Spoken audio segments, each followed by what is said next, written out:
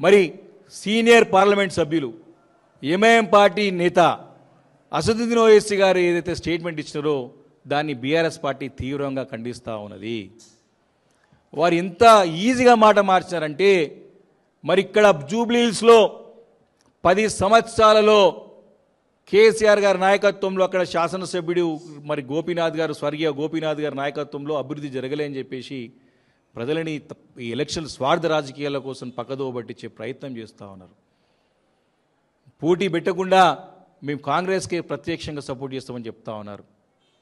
ఇదే ఒక అసదుద్దీన్ ఓవైసీ గారు ఆన్ రికార్డ్, ఇదే ఒక ఎంఐఎం పార్టీ అసెంబ్లీలో ఆన్ రికార్డ్, దేశం మొత్తం కూడా తెలంగాణ నుంచి నేర్చుకోవాలి, పరిపాలన అంటే కేసీఆర్ దగ్గర వచ్చి పాఠాలు నేర్చుకోవాలి. దేశంలో ఉన్నటువంటి ప్రభుత్వాలు కానీ, రాష్ట్రాల్లో ఉన్న ప్రభుత్వాలు కానీ, రాష్ట్రాల్లో ముఖ్యమంత్రులు కానీ ఆదర్శవంతమైన రాష్ట్రంగా కేసీఆర్ గారి నాయకత్వంలో ఉన్నదని చెప్పేసి ఆన్ రికార్డ్ మాట్లాడేటువంటి పరిస్థితులు ఉన్నాయి. మరి ఈ రకంగా ఎందుకు మాట మార్చినారో మరి అసద్ గారు అర్థం కాని పరిస్థితి ఉన్నది ఈరోజు. మరి అక్బర్ గారు, అసద్ గారు ఇద్దరు కూడా చాలా స్పష్టంగా వారు ఇక్కడ బీహార్లోనేమో కాంగ్రెస్కి పోటీ పెడతారు, అక్కడ బీజేపీని గెలిపించే ప్రయత్నం చేస్తారు, ఇక్కడనేమో కాంగ్రెస్ని గెలిపించే ప్రయత్నం చేస్తూ ఉన్నారు.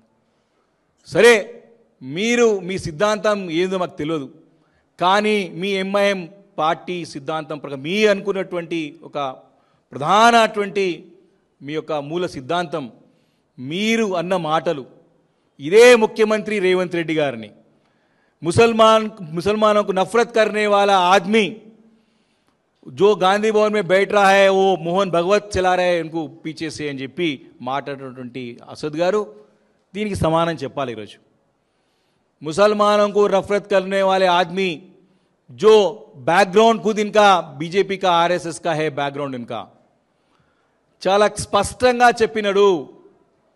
ఇదే ఒక వారి శాసనసభ నేత ఎంఐఎం పార్టీ అక్బరుద్దీన్ గారు స్పష్టంగా వారి యొక్క ఎన్నికల ప్రచారంలో వారి యొక్క ఉపన్యాసంలో ఇదే రేవంత్ రెడ్డి గారిని పట్టుకొని ఇనో ఆర్ఎస్ఎస్ కా టిల్లు హే ఇస్కు జరూర్ ఈ ఆర్ఎస్ఎస్ కా టిల్లుకు బిల్లు బనాయంగే అని చెప్పినాడు.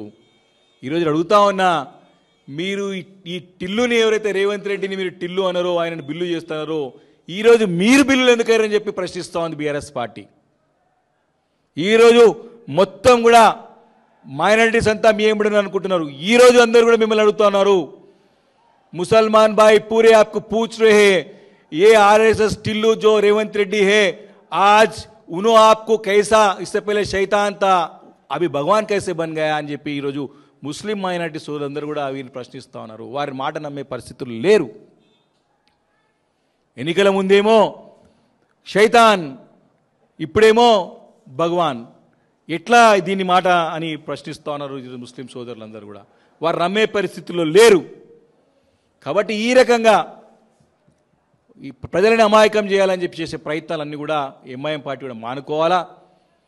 మీరే మీ మాటల ద్వారానే ముసల్మానों को नफरत करने वाला आदमी जो रेवंत रेड्डी है इनको सबक सिखाना అని చెప్పినారు. जो ये आरएसएस का टिल्लू जो है रेवंत रेड्डी इसको बिल्लू बनाएंगे అని చెప్పినారు. आज पूरे मुसलमान भाई आपको पूछ रहा है आज आप क्यों बिल्ली बन गया, దీనికి సమానం చెప్పాలి. ముస్లిం మైనారిటీ సోదరులందరూ కూడా స్పష్టంగా దీనిపైన రేపు తీర్పు చెప్పబోతున్నారు. రేపు మాగంటి గోపీనాథ్ గారి సతీమణి, ఏదైతే మాగంటి గోపీనాథ్ గారు 11 సంవత్సరాలలో చాలా చక్కటి అభివృద్ధి చేసినారు జూబ్లీహిల్స్ నియోజకవర్గం అంతా కూడా.